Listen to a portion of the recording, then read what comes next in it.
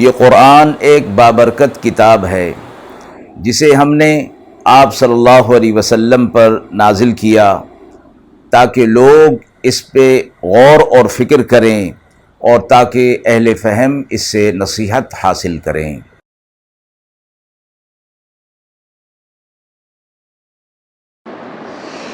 بسم اللہ الرحمن الرحیم۔ السلام علیکم ورحمۃ اللہ وبرکاتہ۔ ناظرین کرام، درس قرآن مجید کے آج کے اس پروگرام میں ہم سورۃ النحل کی ابتدا کر رہے ہیں، اور آج ہم اس کی پہلی آیت سے لے کر آیت نمبر 9 تک کا ترجمہ اور تفسیر پیش کر رہے ہیں، اور آخر میں پوچھے گئے سوال کا جواب ہوگا۔ اعوذ باللہ من الشیطان الرجیم، بسم اللہ الرحمن الرحیم۔ أتى أمر الله فلا تستعجلوه سبحانه وتعالى عما يشركون ينزل الملائكة بالروح من أمره على من يشاء من عباده أن أنذروا أنه لا إله إلا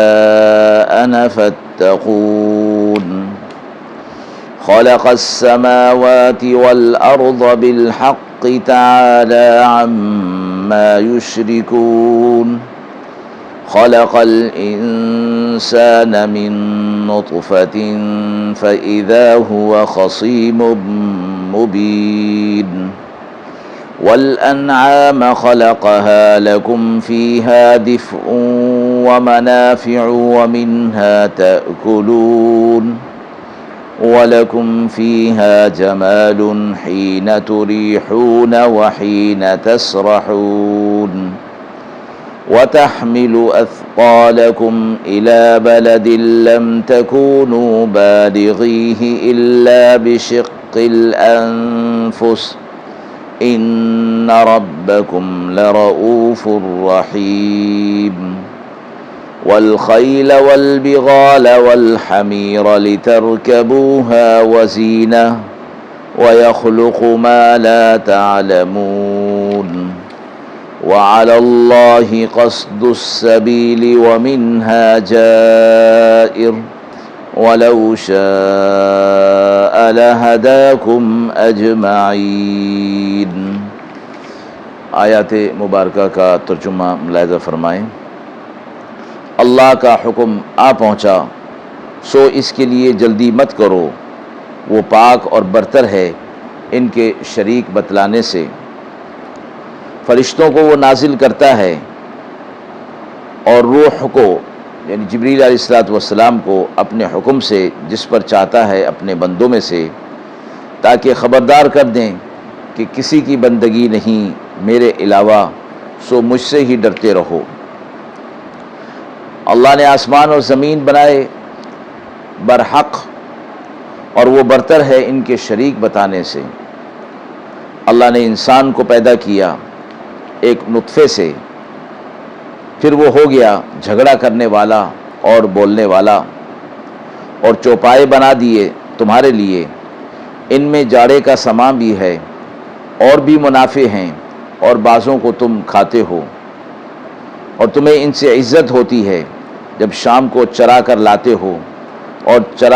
جب چرانے کے لیے لے کر جاتے ہو، اور اٹھا کر چلتے ہیں تمہارے بوجھ ان شہروں تک کہ تم وہاں تک نہیں پہنچ سکتے مگر یہ کہ بہت ہی مشقت کے ساتھ۔ بے شک تمہارا رب شفقت کرنے والا، رحم کرنے والا ہے۔ اور گھوڑے پیدا کیے اور خچر اور گدھے کہ ان پر سوار ہوتے ہو، اور یہ زینت کے لیے ہے،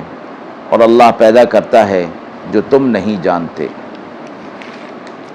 اور اللہ تک پہنچتی ہے سیدھی راہ، اور بعض ٹیڑھی راہیں بھی ہیں، اور اگر وہ چاہے تو تم سب کو سیدھی راہ دکھا دے۔ سورہ نحل کی یہ ابتدائی آیات ہیں۔ سورہ نحل مکی ہے اور اس میں 128 آیات اور 16 رکوع ہیں۔ اس صورت کا نام نحل اس حوالے سے رکھا گیا کہ اس صورت مبارکہ میں نحل یعنی شہد کی مکھی کا تذکرہ اللہ رب العزت کی قدرت عجیبیہ کے طور پر ہوا ہے، اور اس کا دوسرا نام سورہ نعم بھی ہے، جس کا معنی نعمتیں ہوتا ہے۔ چونکہ اس صورت میں اللہ کی عظیم نعمتوں کا تذکرہ ہے، اس لیے اس صورت کا ایک نام سورہ نعم بھی رکھا گیا ہے، لیکن مشہور نام سورۃ النحل ہی ہے۔ سورت کی ابتدا اللہ رب العزت کی طرف سے ایک شدید وعید کے عنوان سے ہو رہی ہے، اور وہ یہ کہ جناب رسول اللہ صلی اللہ علیہ وسلم مشرکین مکہ کو، منکرین مکہ کو اسلام کی مخالفت اور قرآن کی مخالفت کے حوالے سے یہ کہا کرتے تھے کہ اللہ کا عذاب آئے گا اور تم تباہ اور برباد کر دیے جاؤ گے، اور یہ کہ اللہ تعالیٰ نے اہل ایمان کو غالب کرنے کا وعدہ فرمایا ہے، اور جو اس کی مخالفت کر رہے ہیں ان پر سزا اور عذاب کا وعدہ ہے۔ تو جواب میں وہ کہا کرتے تھے کہ ہمیں ایسی کوئی چیز نظر نہیں آتی کہ ہم پر کوئی عذاب آئے گا، اللہ کی پکڑ میں ہم آئیں گے۔ تو اس کے جواب میں ارشاد ہوا کہ اللہ کا حکم آ ہی پہنچا ہے، یعنی وہ بالکل قریب ہے، لہٰذا تم اس کے آنے کی جلدی نہ کرو، جلد بازی کا مطالبہ نہ کرو، مظاہرہ نہ کرو۔ جب وہ آئے گا تو پھر تمہیں بالکل مہلت نہیں ملے گی۔ اور یہاں اللہ کے حکم سے مراد وہ وعدہ ہے جو اللہ نے رسول اللہ صلی اللہ علیہ وسلم اور اہل ایمان سے مدد و نصرت کے حوالے سے کیا ہے۔ اس آیت میں یہ فرما دیا گیا کہ یہ حکم یعنی یہ عذاب اور مسلمانوں کے لیے وعدہ نصرت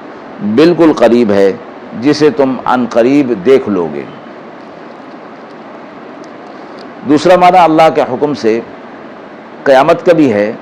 اور وہ بھی فرمایا کہ قریب ہے، ہر آنے والا لمحہ قیامت کو قریب لا رہا ہے، اور پوری دنیا کے اعتبار سے اگر دیکھا جائے تو قیامت کے قریب ہونا اور اس کا قریب آ جانا کوئی دور کی بات نہیں ہے۔ اس کے بعد فرمایا اللہ تعالیٰ اس شرک سے پاک ہے، بالا تر ہے، جس کو وہ اللہ کے ساتھ شریک ٹھہراتے ہیں۔ اللہ تعالیٰ اپنے وعدے میں بھی سچے ہیں، اور یہ لوگ جو اللہ کے ساتھ شریک ٹھہرا رہے ہیں ان کی کوئی حیثیت نہیں ہے۔ دوسری اگلی آیت کے اندر یہ فرمایا گیا کہ رسول اللہ صلی اللہ علیہ وسلم تک، حضرت آدم علیہ السلام سے لے کر آپ صلی اللہ علیہ وسلم تک جتنے بھی انبیاء علیہ السلام آئے وہ یہی پیغام لے کر آئے، اور ان تک اللہ کے فرشتے اور فرشتوں کا سردار روح الامین یہی پیغام لے کر توحید کا لے آتے رہے کہ لوگوں کو اس بات سے خبردار کر دیا جائے کہ اللہ کے علاوہ کسی کی بندگی نہیں ہے۔ تمام انبیاء علیہ السلام کی پہلی تعلیمات یہی توحید کی ہوا کرتی تھیں۔ تو فرمایا گیا کہ ہم نے جب فرشتوں کو نازل کیا اور فرشتوں کے سردار جبریل علیہ السلام کو، تو یہی پیغام ہر پیغمبر کے پاس آیا، اور رسول اللہ صلی اللہ علیہ وسلم کے پاس بھی، کہ وہ اللہ کے علاوہ کسی کی عبادت نہ کریں اور مجھ سے ہی ڈرتے رہیں۔ اگلی آیت کے اندر اللہ رب العزت نے ان کائنات کی عظیم نشانیوں کا تذکرہ فرمایا، اور اس حوالے سے توحید کا سبق اور توحید کی نشانیاں اس کے اندر بیان فرما دی کہ انسانوں کو معلوم ہو جائے اور مخاطبین کو معلوم ہو جائے کہ جو اللہ کے ساتھ شریک ٹھہرا رہے ہیں ان کی کوئی حیثیت نہیں، اور جو کچھ کائنات کی نعمتوں اور چیزوں کی تخلیق ہے وہ اللہ رب العزت کی طرف سے ہے۔ سب سے پہلے آسمان اور زمین کا تذکرہ کیا کہ اللہ نے اسے بنایا ہے، اس کے بنانے میں وہ شریک نہیں جنہیں یہ لوگ اللہ کے ساتھ ٹھہراتے ہیں۔ اللہ ان تمام شرکا سے برتر اور اعلیٰ ہے۔ اس کے بعد فرمایا کہ انسان کو نطفے سے پیدا کیا، اور پھر انسانوں کے لیے اللہ رب العزت نے جانور پیدا کیے جن میں ان کے لیے بڑے منافع ہیں، اور ان میں سے وہ اپنے لباس کا بھی سلسلہ کرتے ہیں اور ان کو کھاتے بھی ہیں، اور دیگر بھی عام منافع ان سے حاصل کرتے ہیں۔ اور اسی طرح ان سے یہ بھی ان کو عزت اور ایک شان ملتی ہے کہ جب شام کو ان کے ریوڑ جو ہے جانوروں کے وہ چر کر واپس آتے ہیں، اور یہ جب صبح کے وقت ان کو لے کر جاتے ہیں تو ان کے لیے ایک عزت کا اور جمال اور زینت کا یہ باعث ہوا کرتے ہیں۔ اور یہ جانور ان کے سامان کو اٹھاتے ہیں اور ایسی جگہوں تک لے جاتے ہیں جہاں تک پہنچنا آسان نہیں ہے۔ آج بھی دنیا کے اندر ایسے خطے اور ایسی جگہ موجود ہیں کہ جہاں مشینری جو ہے وہ کام نہیں آتی، اور یہی جانور سامان ڈھونے اور لادنے کے کام آتے ہیں۔ اس نے فرمایا کہ گھوڑے پیدا کیے،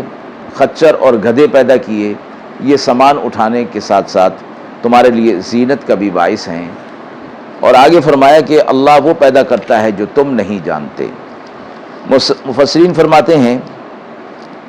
کہ اس سے مراد اللہ رب العزت کی یہ ہے کہ عن قریب اللہ تبارک و تعالی ایسی اور چیزیں اور سواریاں پیدا کرے گا جنہیں تم اب نہیں جانتے۔ تو فرمایا گیا کہ یہ قیامت تک آنے والی نئی سواریوں کا تذکرہ اس کے اندر موجود ہے کہ اس وقت ان چیزوں کا کوئی تذکرہ موجود نہیں تھا، کوئی حوالہ موجود نہیں تھا، اس لیے کائنات میں آئندہ جو چیزیں پیدا ہونے والی تھیں بطور سواری کے، ان کا نام نہیں لیا، بلکہ ایک جملے سے یہ بتا دیا گیا کہ قیامت تک جو ہے وہ نئی سواریاں نئے انداز کی جو ہے وہ پیدا ہوتی رہیں گی، اس لیے تم ان کو ابھی نہیں جانتے، اللہ انہیں جانتا ہے۔